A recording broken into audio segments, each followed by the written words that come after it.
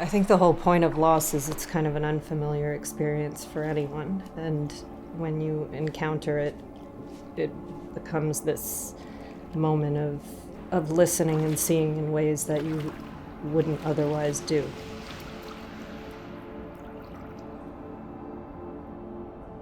And there's a focus, like a fleeting focus on something beyond who and what we are.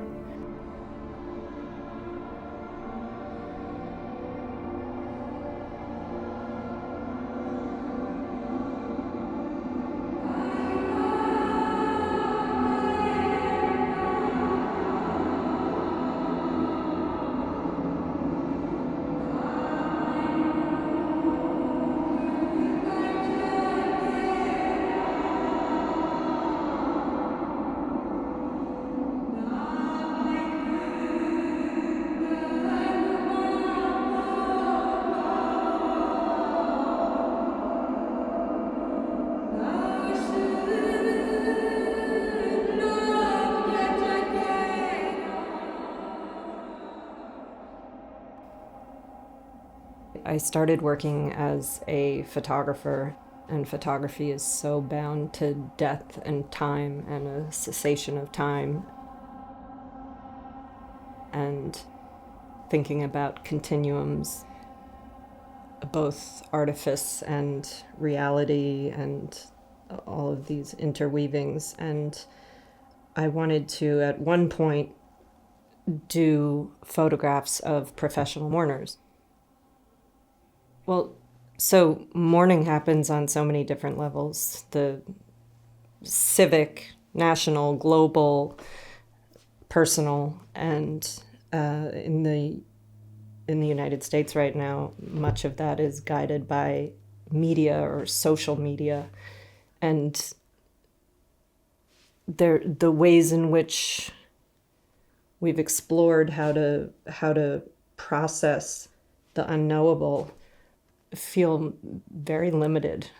And so the idea of people who guide and shape loss and are brought in this incredibly critical moment and personal and emotional moment, I wanted to explore it, and at one point thought about doing so photographically, and then it became completely clear that it's something that actually cannot be captured in that form, or nor would it give it any justifiable presence.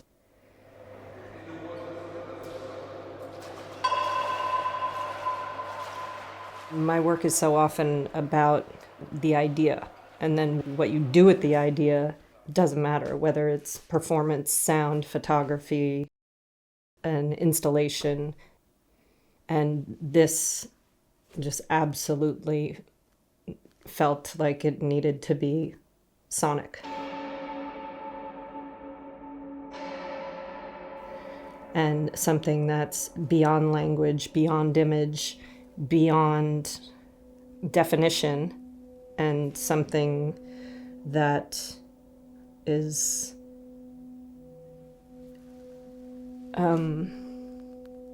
inarticulatable.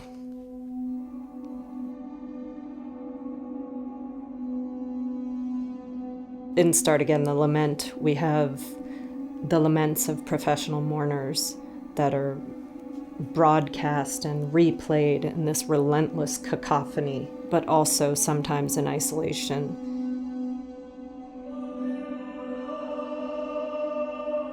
In an underground space where you're isolated in darkness and moving through both detailed listening to these practices that have guided people through moments of loss.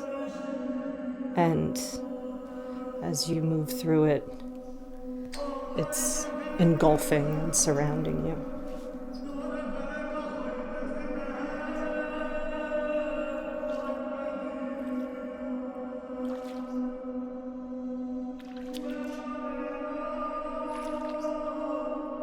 The space in which the laments are heard is huge and vast and filled with water.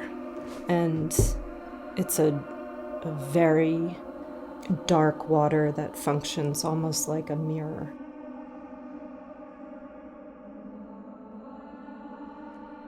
It's intentionally very precarious so that you can feel every single step you're taking. You have to be aware of every movement your body makes. And it takes you into even, feeling your heartbeat and your pulse. And when you're in that kind of darkness.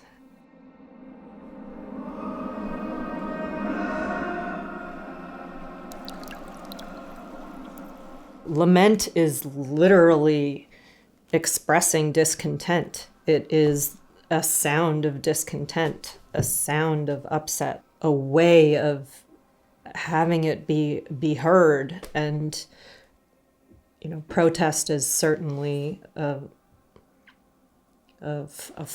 form of that as well.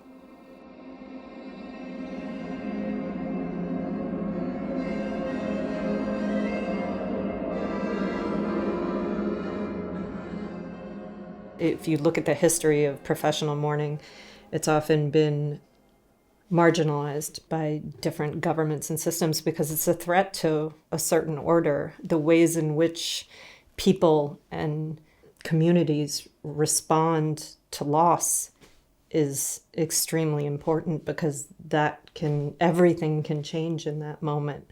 And it's a threatening space when there's that level of discontent and chaos. And professional mourners have authority over that space.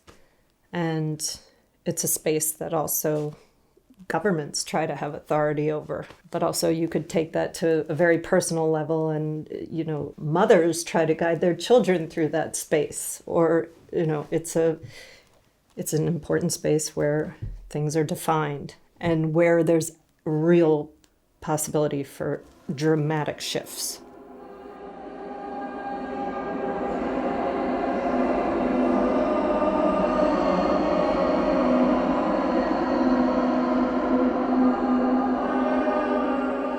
Right now, I think the divisions in processing loss and how it's expressed are very bound to economics and screens and religion. I think there's an attempt to make it collective,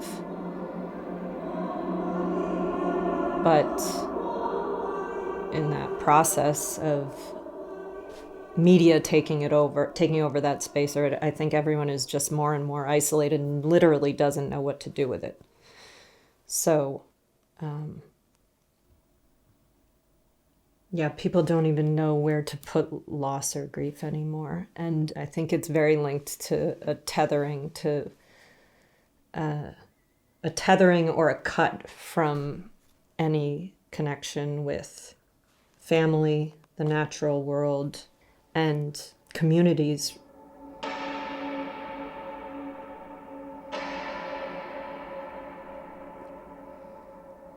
There's an increase in both the distribution of loss and the visibility of loss, alongside a lack of ritual or ways to move through it and understand it or articulate it. So you have these two things right now kind of bashing up against each other in really loud and horrible ways.